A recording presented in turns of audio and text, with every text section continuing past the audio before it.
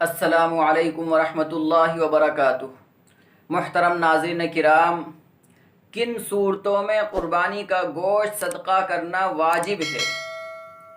اس تعلق سے علامہ فقیہ شامی رحمہ اللہ نے اس کی صراحت کی ہے اور وضاحت کی ہے، اور ان شکلوں کو بیان کیا ہے جن شکلوں میں قربانی کا گوشت صدقہ کرنا واجب ہوتا ہے۔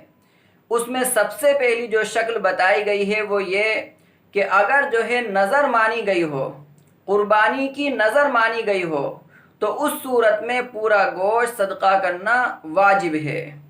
دوسری صورت یہ بتائی ہے کہ ایام قربانی میں، قربانی کے دنوں میں باوجود واجب ہونے کے قربانی نہ کر سکا، اب بعد میں اس کی تلافی کے طور پر جو جانور خریدا جائے اسے صدقہ کر دینا چاہیے۔ اگر اسے ذبح کیا جائے تو اس کی تمام اشیاء کو صدقہ کر دینا واجب ہوگا۔ تیسری شکل بتائی ہے مرنے والے نے اپنے مال میں سے قربانی کی وصیت کی ہو اور اسی کے مال سے وہ وصیت پوری کی جائے تو اس گوشت کو بھی صدقہ کر دینا واجب ہے۔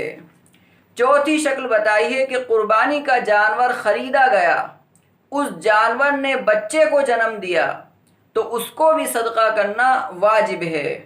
اسی طرح ایک اور شکل بتائی ہے جو پانچویں شکل ہے، وہ یہ کہ ایک جانور میں 7 افراد شریک تھے، ان میں سے ایک شخص کی نیت پچھلے سال کی قربانی کی قضا کرنا تھا۔ اب چونکہ قضا کی قربانی میں صدقہ کرنا واجب ہوتا ہے، اس لیے اس پورے جانور کو صدقہ کرنا واجب ہو جائے گا۔ یہ وہ صورتیں تھیں جن کے اندر قربانی کا گوشت صدقہ کیا جاتا ہے۔